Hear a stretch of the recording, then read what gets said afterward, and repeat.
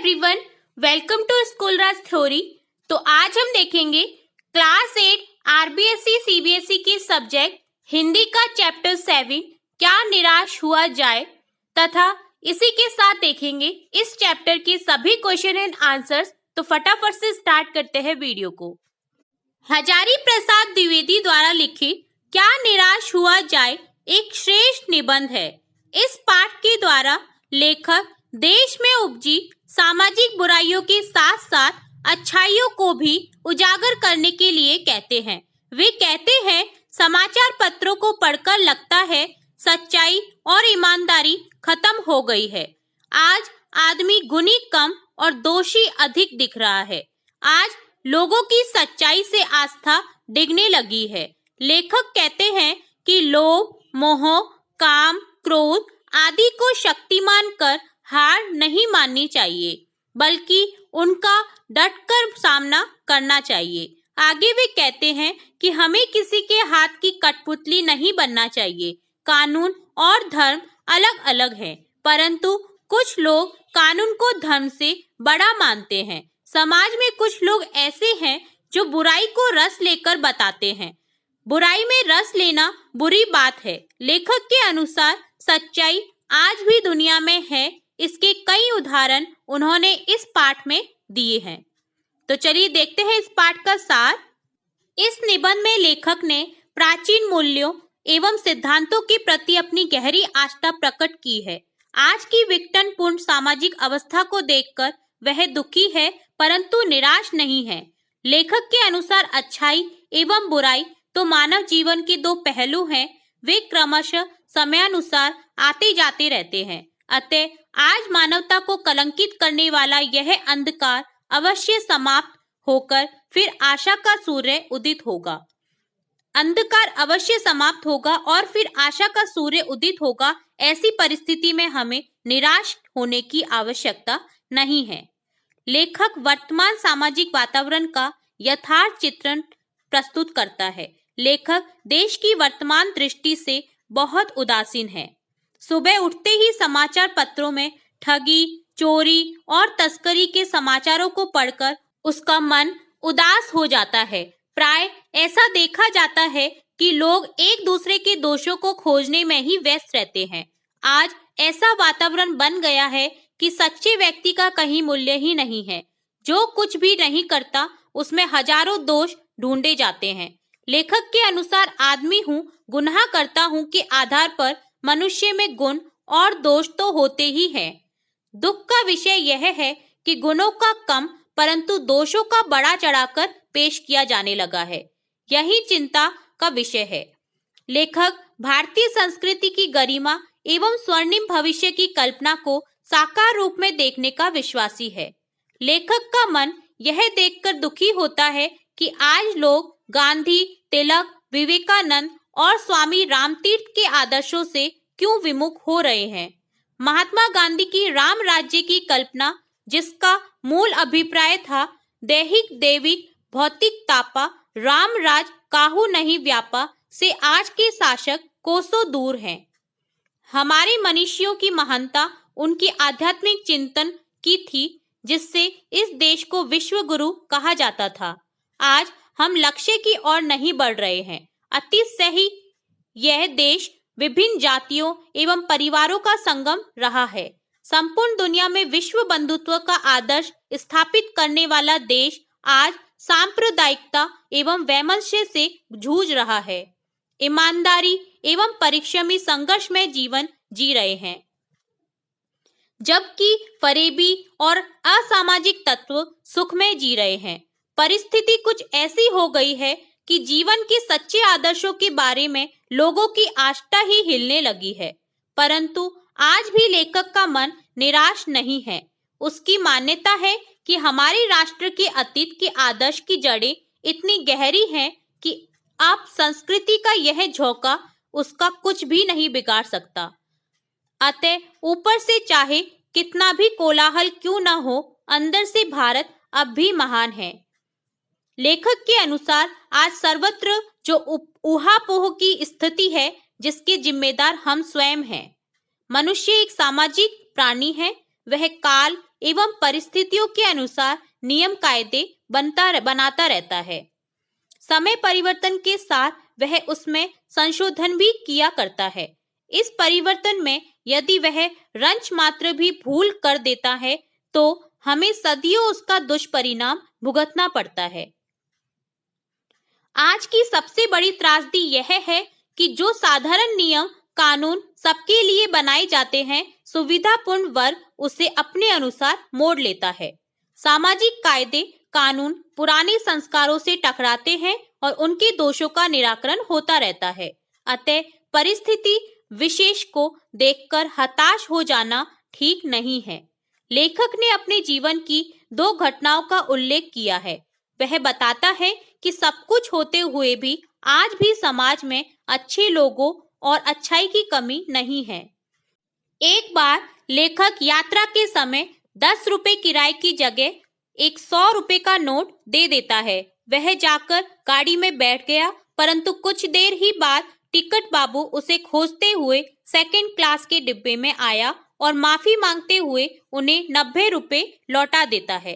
लेखक के अनुसार इस घटना का आज भी बहुत महत्व है। यह ईमानदारी के प्रति हमारे खोए हुए विश्वास को जगाती है। दूसरी घटना में लेखक एक बार सपरिवार बस से यात्रा कर रहा था। मंजिल के कुछ दूर पहले ही बस खराब हो गई। रात के 10 बजे थे। सभी घबराए हुए थे। एकाएक कंडक्टर एक साइकिल लेकर तेजी से भागा। लोग ड्राइवर को घेरकर उस पर शक करने लगे कि वे लोग डाकुओं से मिले हुए हैं तथा उसे मारने पर उतारू हो गए। लोगों के मन में दहशत बैठ गई थी, क्योंकि एक दिन पहले ही उस स्थान पर एक बस लूट ली गई थी। किंतु थोड़ी देर में ही कंडक्टर ने एक खाली बस, साथ में पानी और कुछ दूध लेकर आया। लोगों के चेहरे खिल उठे और करीब 12 बजे सकुशल मंजिल तक पहुंच गए। लोगों ने कंडक्टर को धन्यवाद दिया, ड्राइवर से माफी मांगी। लेखक इस निष्कर्ष पर पहुंचता है कि यद्यपि वातावरण विषाक्त है, मनुष्य के द्वारा बनाए नियम कानून उसके लिए बाधक हैं। इसका उपाय परिस्थिति से पलायन नहीं है।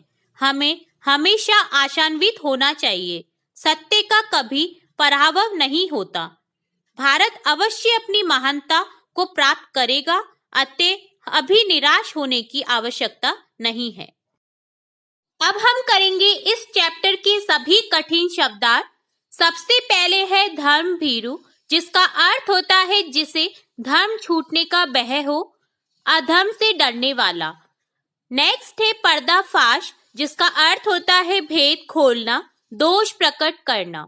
नेक्स्ट है उजागर, जिसका अर्थ होता है प्रकट करना। नेक्स्ट है गंतव्य, जिसका अर्थ होता है स्थान जहां किसी को जाना हो।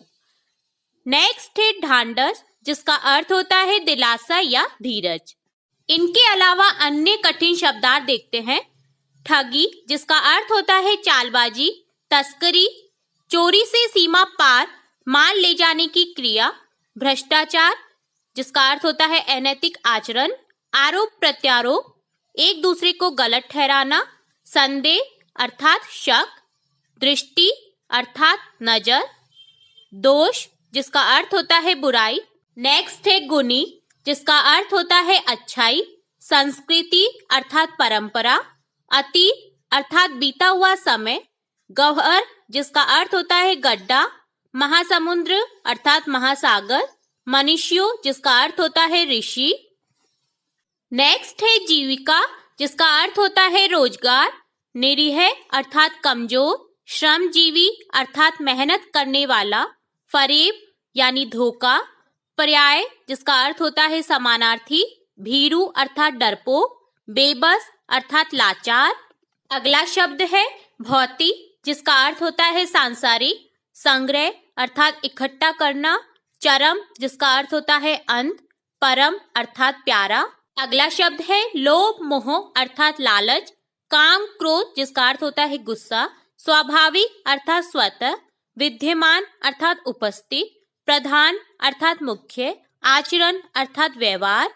नेक्स्ट है उपेक्षा, जिसका अर्थ होता है ध्यान न देना। गुमराह अर्थात रास्ता भटकना। कोटि कोटि अर्थात अनगिनत। दरिद्र जनों अर्थात गरीब लोग, हीन अर्थात बुरी, उन्नत अर्थात ऊंचा, धर्मभीरु अर्थात अधर्म करने से डरने वाला, त्रुटियों अर्थात गलतियां, संकोच अर्थात हिचकिचाहट, पर्याप्त अर्थात उचित, प्रमाण अर्थात सबूत, आध्यात्मिकता अर्थात भगवान से संबंध रखने वाला, पीड़ा अर्थात दुख, भ्रष्टाचार जिसका अर्थ होता है बुरा आचरण, आक्रोश अर्थात गुस्सा, प्रतिष्ठा अर्थात इज्जत, संग्रह अर्थात इकट्ठा, पर्दाफाश जिसका अर्थ होता है भेद खोलना, आचरण अर्थात व्यवहार, उद्घाटित अर्थात उजागर, दोषोद्घाटन अर्थात कमियों को दिखाना, एकमात्र अर्थात इकलौता, कर्तव्य अर्थात फर्ज, उजागर अर्थात प्रकट, लोकचित जिसका अर्थ होता है आम जनता को प्रसन्न करने वाला, उपस्थित अर्थात हाजिर, विनम्रता अर्थात शालीनता, विचित्र अर्थात अनोखा, संतोष यानी तसल्ली, चकित जिसका अर्थ होता है हैरान।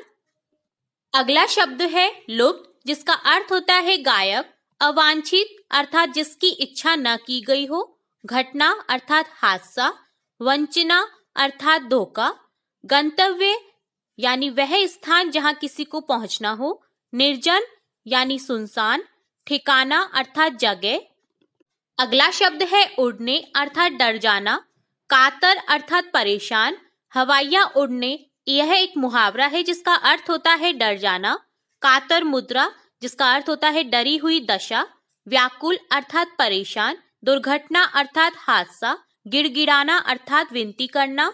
अगला शब्द है ठगा जिसका अर्थ होता है छला गया, विश्वासघात यानी धोखा, कष्टकर जो कष्ट देने वाला होता है, अकारण अर्थात बिना कारण, ढांढस अर्थात तसल्ली, विधिया तरीका, ज्योति अर्थात दिया। तो यहाँ हमने देखे इस चैप्टर के सभी कठिन शब्दार्थ। अब हम करेंगे इस चैप्टर का अभ्यास कार्य। सबसे पहले है आपके विचार से, जिसमें क्वेश्चन फर्स्ट है, लेखक ने स्वीकार किया है कि लोगों ने उन्हें भी धोखा दिया है, फिर भी वह निराश नहीं है। आपके विचार से इस बात का क्या कारण हो सकता है? आंसर है, लेखक ने अपने व्यक्तिगत अनुभवों का वर्णन करते हुए कहा है कि उसने धोखा भी खाया है, परंतु बहुत कम स्थलों पर विश्वासघात नाम की चीज मिलती है। पर उसका मानना है कि अगर वो इन धोखों को याद रखेगा तो उसके लिए विश्वास करना बेहद कष्टकारी होगा, और ऐसी घटनाएं भी बहुत कम नहीं हैं जब लोगों ने अकारण उनकी सहायता की है, निराश मन को ढांढस दिया है और हिम्मत बंधाई है। टिकट बाबू द्वारा बचे हुए पैसे लेखक को लौटाना, बस कंडक्टर द्वारा दूसरी बस व बच्चों के लिए दूध लाना आदि ऐसी घटनाएं हैं। इसलिए उसे विश्वास है कि समाज में मानवता, प्रेम, आपसी सहयोग समाप्त नहीं हो सकते। नेक्स्ट क्वेश्चन सेकंड है, समाचार पत्रों, पत्रिकाओं और टेलीविजन पर आपने ऐसी अनेक घटनाएं देखी सुनी होंगी जिनमें लोगों ने बिना किसी लालच के दूसरों की सहायता की हो या ईमानदारी से काम किया हो। ऐसे समाचार तथा लेख एकत्रित करें और कम से कम 2 घटनाओं पर अपनी टिप्पणी लिखें। आंसर देखते हैं। ऐसे 2 समाचार जिसमें ईमानदारी और बिना लालच के दूसरों के लिए काम किया गया है निम्नलिखित है। फर्स्ट है, अर्चने भी डिगा नहीं पाई शिक्षिका का हौसला, सहयोगियों का मिला भरपूर सहयोग। नोएडा, जहां एक और शिक्षा का व्यापार करके लोग रात दिन अपनी जेब भरने में व्यस्त हैं, वहीं कुछ लोग ऐसे भी हैं जो तमाम अड़चनों के बावजूद मानसिक एवं शारीरिक रूप से असहाय बच्चों की सेवा करते हुए उनके जीवन में ज्ञान की रोशनी फैला रहे हैं। ऐसी ही शिक्षिका है सलारपुर स्थित बचपन डे केयर की सीमा पांडे। दिसंबर 2006 में लखनऊ निदेशालय विकलांग विभाग की ओर से स्थापित बचपन डे केयर में सीमा ने बतौर शिक्षिका काम शुरू किया था। उस समय वहां एक कोऑर्डिनेटर और 2 अन्य शिक्षिकाएं भी कार्यरत थी, लेकिन वर्ष 2007 से फंड की कमी और लखनऊ निदेशालय की ओर से सेंटर को बंद किए जाने के आदेश के बाद धीरे धीरे अन्य स्टाफ नौकरी छोड़ गया। सीमा ने हिम्मत नहीं हारी। मानसिक व शारीरिक रूप से अक्षम बच्चों के हक को लेकर वे विभागीय अधिकारियों के सामने भी डटकर खड़ी हो गई। तब से वे अकेले ही शिक्षिका व प्रभारी का कार्य संभालते हुए 25 से अधिक बच्चों के जीवन में ज्ञान की ज्योति जला रही हैं। यह सीमा और उनके सहयोगियों का साहस ही था कि उनके निरंतर प्रयास से विभाग के डायरेक्टर A.K. बरनवाल ने 2008-9 में सेंटर चलाने की लिखित अनुमति दे दी। सीमा बताती है कि डायरेक्टर के आदेश के आधार पर उन्होंने बैंक में जमा फंड में से सेंटर और वाहन के किराए का भुगतान कर दिया, लेकिन कुछ विभागीय अधिकारी फंड होते हुए भी बच्चों पर खर्च किए जाने वाली राशि के आवंटन में रोड़े अटका रहे हैं। अब अधिकारियों ने सेंटर बंद कराने का नया दांव खेला है।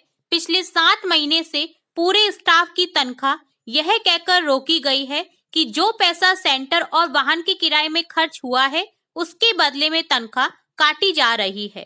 इसके बावजूद सीमा एवं अन्य स्टाफ पूरी निष्ठा के साथ बच्चों की देखभाल में व्यस्त है। सीमा का कहना है कि इन बच्चों को पढ़ाने और इनकी देखभाल करने से एक अलग सुकून मिलता है और जितना हो सकेगा मैं इन बच्चों के लिए प्रयास करूंगी। दूसरी न्यूज है गरीब बच्चों के लिए समर्पित जीवन। नोएडा के सेक्टर 12 में पिछले 19 वर्षों से एक महिला शिक्षक अनाथ व गरीब बच्चों को मुफ्त शिक्षा दे रही है। शिक्षा देने वाली इस महिला ने बच्चों की खातिर अपना घर तक नहीं बसाया। हर साल यहाँ पर आने वाले अनाथ बच्चों को साक्षर बनाना उनके जीवन का उद्देश्य बन गया है। शिक्षक होने के बावजूद भी उनके प्रेम, लगाव और व्यवहार की वजह से ही बच्चे उन्हें माँ कहते हैं। 37 अनाथ बच्चों के इस बसेरे को बसाने वाली और बच्चों को शिक्षा दे रही अंजना राजगोपाल ने अभी तक शादी नहीं की। यह प्रेरणा औरों के लिए भी काम कर गई। आज गरीब और बेसहारा के लिए साईं कृपा की ओर से सेक्टर 41 और सेक्टर 135 में स्कूल चलाया जा रहा है, जिसमें आने वाले सभी 18 शिक्षक बिना किसी पारिश्रमिक के बच्चों को पढ़ा रहे हैं।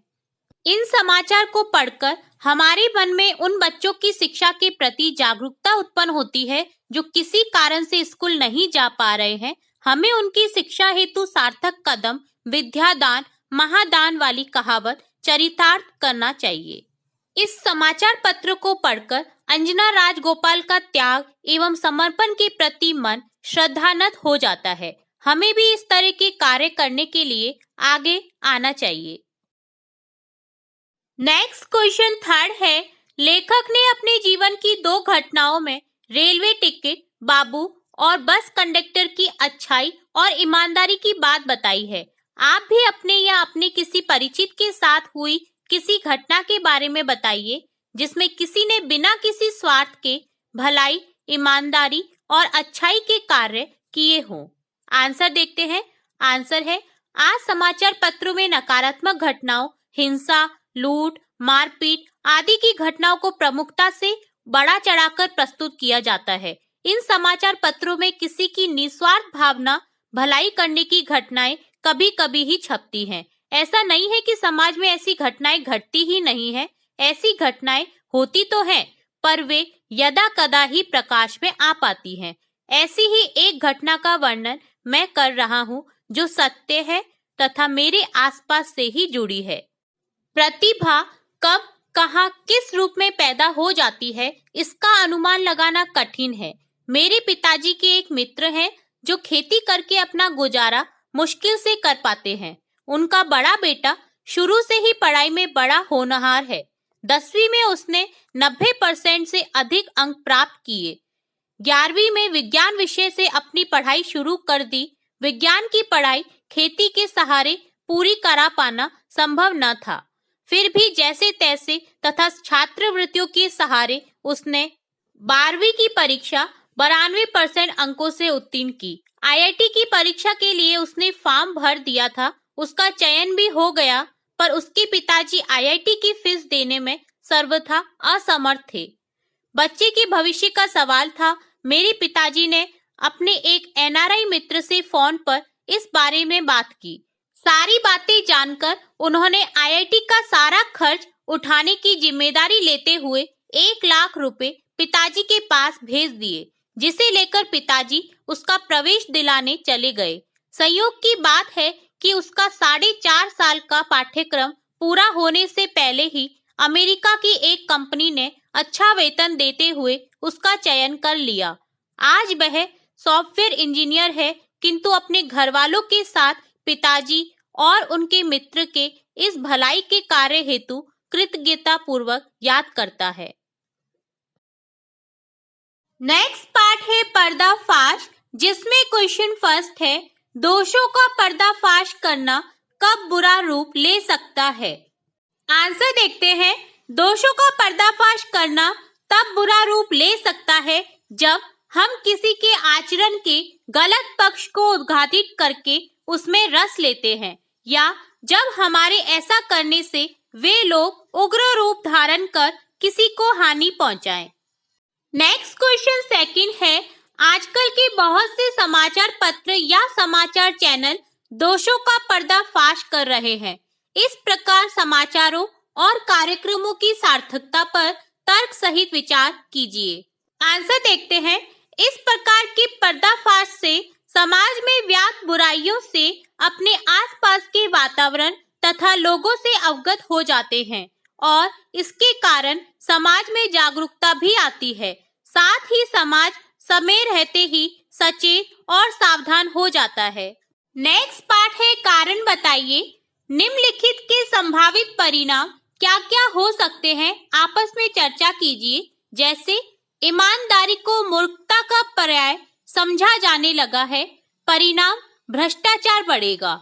इसी तरह से आगे जो हमें वाक्य बताए गए हैं उनका क्या क्या परिणाम रहता है वो बताना है।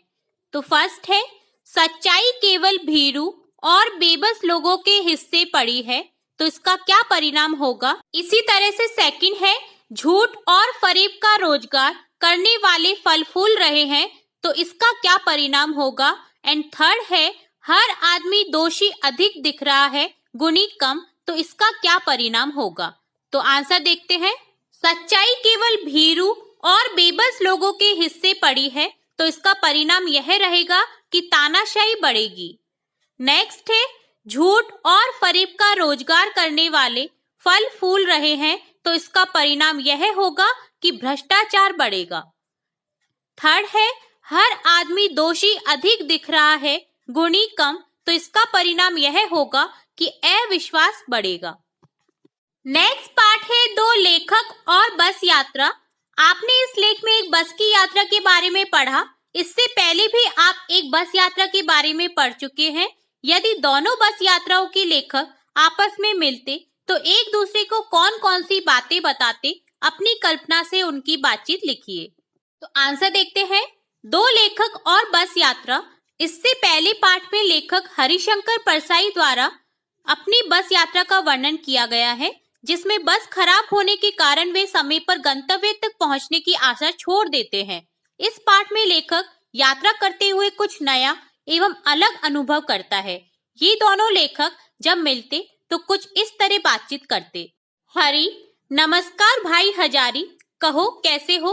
हजारी, नमस्कार, मैं ठीक हूँ, पर तुम अपनी सुनाओ, कुछ सुस्त दिखाई दे रहे हो, क्या बात है। हरि, भाई क्या बताऊं, परसों मैंने ऐसी बस से यात्रा की जिसे मैं जिंदगी भर नहीं भूलूंगा, उसकी थकान अब तक नहीं उतरी है। हजारी, क्या उस बस में सामान रखने की जगह नहीं थी, या सामान ज्यादा था जिसे लेकर तुम बैठे रहे। हरि, यार मेरे पास सामान तो था ही नहीं, पर वह बस बिल्कुल टूटी फूटी खटारा थी, वह किसी बुढ़िया जैसी कमजोर तथा जर्जर हो रही थी। हजारी, टूटी फूटी बस से थकान कैसी, तुम तो सीट पर बैठे थे ना। हरि, मैं तो सीट पर बैठा था, पर जब बस स्टार्ट हुई और चलने लगी तो पूरी बस बुरी तरह से हिल रही थी। लगता था कि हम इंजन पर बैठे हैं। बस का खिड़कियों के कांच टूटे थे, जो बचे थे वे भी गिरकर यात्रियों को चोटिल कर सकते थे। मैं तो खिड़की से दूर बैठ गया। 8-10 मील चलते ही हम टूटी सीटों के अंदर थे। पता नहीं लग रहा था कि हम सीट पर हैं या सीट हमारे ऊपर। हजारी, क्या तुम अपने गंतव्य पर समय से पहुंच गए थे। हरि, ऐसी बस से भला समय पर गंतव्य तक कैसे पहुंचा जा सकता है। बस रास्ते में 10 बार खराब हुई, उसकी लाइट भी खराब हो गई थी। मैंने तो यह सोच लिया था कि जिंदगी ही इसी बस में बीत जाएगी। मैंने तो गंतव्य पर पहुंचने की आशा छोड़कर आराम से मित्रों के साथ गपशप करने लगा। तुम अपनी सुनाओ, बड़े खुश दिखाई दे रहे हो, क्या बात है? हजारी, मित्र, मैंने भी कल बस की यात्रा की थी और मेरी भी यात्रा अविस्मरणीय है, पर तुम्हारी यात्रा से अलग है। हरि, कैसे? हजारी, मैं बस में अपनी पत्नी तथा बच्चों के साथ यात्रा कर रहा था कि एक सुनसान जगह पर हमारी बस खराब हो गई। हरि, सुनसान जगह पर क्या बस को लुटेरों ने लूट लिया? हजारी, नहीं, हमारी बस का कंडक्टर एक साइकिल लेकर चलता बना। हरि, चलता बना? कहाँ चला गया वह? कहीं वह लुटेरों से तो नहीं मिलाया था? हजारी, मित्र, सभी यात्री ऐसा ही सोच रहे थे। कुछ नौजवानों ने ड्राइवर को अलग ले जाकर बंधक बना लिया कि यदि लुटेरे आते हैं तो पहले इसे ही मार दें। हरि, फिर क्या हुआ? क्या लुटेरे आ गए? हजारी, नहीं, लुटेरे तो नहीं आए, पर कंडक्टर दूसरी बस लेकर आया, साथ में मेरे बच्चों के लिए दूध और पानी भी लाया। उस बस से हम सभी 12 बजे से पहले ही बस अड्डे पहुंच गए। हरि, बहुत अच्छा कंडक्टर था वह तो। ऐसे कंडक्टर कम ही मिलते हैं, पर उस ड्राइवर का क्या हुआ? हजारी, हम सभी ने कंडक्टर को धन्यवाद दिया और ड्राइवर से माफी मांगी। हमने उसे समझने में भूल कर दी थी। हरि, मित्र, हम सभी इंसान हैं, जाने अनजाने में हमसे भी गलतियां हो जाती हैं। हमें सभी को अविश्वास की दृष्टि से नहीं देखना चाहिए। हजारी, मित्र, यह हमारा दोष नहीं है, समाज में गिरते मानवीय मूल्यों का परिणाम है कि हर किसी को अविश्वास की दृष्टि से देखा जाने लगा है। हरि, अच्छा, अब मैं चलता हूँ, फिर मिलेंगे, नमस्कार। हजारी, नमस्कार। नेक्स्ट पार्ट है सार्थक शीर्षक, जिसमें क्वेश्चन फर्स्ट है, लेखक ने लेख का शीर्षक क्या निराश हुआ जाए क्यों रखा होगा? क्या आप इससे भी बेहतर शीर्षक सुझा सकते हैं? आंसर देखते हैं। लेखक ने इस लेख का शीर्षक क्या निराश हुआ जाए उचित रखा है। आजकल हम अराजकता की जो घटनाएं अपने आसपास घटते देखते रहते हैं, जिससे हमारे मन में निराशा भर जाती है, लेकिन लेखक हमें उस समय समाज के मानवीय गुणों से भरे लोगों को और उनके कार्यों को याद करने का कहा है, जिससे हम निराश ना हो। इसका अन्य शीर्षक हम निराशा से आशा भी रख सकते हैं। नेक्स्ट क्वेश्चन सेकंड है, यदि क्या निराश हुआ जाए के बाद कोई विराम चिन्ह लगाने के लिए कहा जाए तो आप दिए गए चिन्हों में से कौन सा चिन्ह लगाएंगे? अपने चुनाव का कारण भी बताइए। तो आंसर है, क्या निराश हुआ जाए के बाद मैं प्रश्न चिन्ह क्या निराश हुआ जाए लगाना उचित समझता हूँ। समाज में व्याप्त बुराइयों के बीच रहते हुए भी जीवन जीने के लिए सकारात्मक दृष्टि जरूरी है। नेक्स्ट क्वेश्चन है, आदर्शों की बातें करना तो बहुत आसान है, पर उन पर चलना बहुत कठिन है। क्या आप इस बात से सहमत हैं? तर्क सहित उत्तर दीजिए। आंसर देखते हैं। आदर्शों की बातें करना तो बहुत आसान है, पर उन पर चलना बहुत कठिन है। मैं इस कथन से सहमत हूँ, क्योंकि व्यक्ति जब आदर्शों की राह पर चलता है तब उसे कई कठिनाइयों का सामना करना पड़ता है। असामाजिक तत्वों का अकेले सामना करना पड़ता है। नेक्स्ट पार्ट है सपनों का भारत। हमारे महान मनुष्यों के सपनों का भारत है और रहेगा। क्वेश्चन फर्स्ट है, आपके विचार से हमारे महान विद्वानों ने किस तरह के भारत के सपने देखे थे? लिखिए। आंसर है, मेरे विचार में हमारे मनुष्यों ने उस भारत का सपना देखा था जिसमें हिंदू, मुस्लिम, सिख, ईसाई, बौद्ध, जैन आदि विभिन्न धर्मों एवं मतों को मानने वाले मिलजुल कर रहें, उनके बीच आपसी सौहार्द हो, वे एक दूसरे से भाईचारा, प्रेम तथा बंधुत्व बनाए रखे। भारत प्राचीन काल में विश्व के लिए आदर्श था, वह भविष्य में भी अपना आदर्श रूप बनाए रखे। लोग भारतीय संस्कृति की विशेषताओं को अपनाएं तथा इसे बनाए रखें। नेक्स्ट क्वेश्चन सेकंड है, आपके सपनों का भारत कैसा होना चाहिए? लिखिए। आंसर है, मैं चाहता हूँ कि मेरे सपनों के भारत में सभी स्वस्थ, निरोग, शिक्षित, संपन्न तथा ईमानदार हों। वे जाति, धर्म, प्रांत, संप्रदाय आदि की भावना से ऊपर उठकर एक दूसरे के साथ प्रेम तथा सद्भाव से रहें। यहाँ भ्रष्टाचार, बेरोजगारी, बेकारी, गरीबी तथा अशिक्षा का नामो निशान न हो। इस देश को आतंकवाद, सांप्रदायिकता से मुक्ति मिले। देश में विज्ञान, कृषि, उद्योग धंधों का विकास हो। देश आत्मनिर्भर तथा समृद्ध हो। यहाँ ज्ञान विज्ञान की इतनी उन्नति हो कि भारत पुनः विश्व गुरु बन जाए। नेक्स्ट पार्ट है भाषा की बात, जिसमें क्वेश्चन फर्स्ट है, दो शब्दों के मिलने से समास बनता है। समास का एक प्रकार है द्वंद्व समास। इसमें दोनों शब्द प्रधान होते हैं। जब दोनों भाग प्रधान होंगे तो एक दूसरे में द्वंद्व अर्थात स्पर्धा या होड़ की संभावना होती है। कोई किसी से पीछे नहीं रह सकता। जैसे चरम और परम, चरम परम, भीरू और बेबस, भीरू बेबस, दिन और रात, दिन रात, और के साथ आए शब्दों के जोड़े को और हटाकर योजक चिन्ह भी लगाया जाता है। कभी कभी एक साथ भी लिख दिया जाता है। द्वंद्व समास के 12 उदाहरण ढूंढकर लिखिए। आंसर देखते हैं।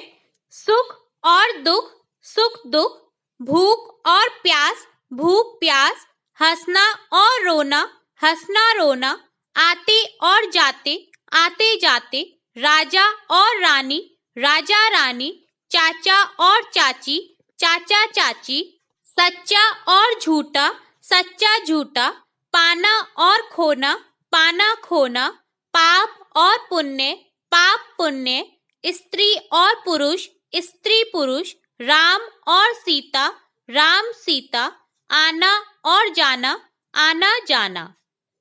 नेक्स्ट क्वेश्चन सेकंड देखते हैं। पाठ से तीनों प्रकार की संज्ञाओं के उदाहरण खोजकर लिखिए। तो आंसर देखते हैं। सबसे पहले व्यक्तिवाचक संज्ञा के उदाहरण हैं रविंद्रनाथ टैगोर, मदन मोहन मालवीय, तिलक, महात्मा गांधी आदि। जातिवाचक संज्ञा के उदाहरण हैं बस, यात्री, मनुष्य, ड्राइवर, कंडक्टर, हिंदू, मुस्लिम, आर्य, द्रविड़, पति, पत्नी आदि। नेक्स्ट भाववाचक संज्ञा के एग्जाम्पल है ईमानदारी, सच्चाई, झूठ, चोर, डकैत आदि। तो ये था कंप्लीट चैप्टर क्या निराश हुआ जाए, जिसमें हमने पाठ के सार के साथ साथ सभी कठिन शब्दार्थ एवं सभी क्वेश्चन एंड आंसर्स स्टार्टिंग से लेके एंड तक कंप्लीट किए हैं। यदि फिर भी किसी क्वेश्चन में आपको कोई डाउट हो, कोई क्वेरी हो, तो आप कमेंट बॉक्स में कमेंट करके पूछ सकते हैं। हम फिर मिलते हैं नेक्स्ट वीडियो में नेक्स्ट चैप्टर के साथ। और अगर वीडियो को लाइक नहीं किया है तो वीडियो को लाइक करें और इस वीडियो को अपने दोस्तों के साथ ज्यादा से ज्यादा शेयर करें। चैनल को सब्सक्राइब करना बिल्कुल न भूलें। वीडियो को पूरा देखने के लिए धन्यवाद।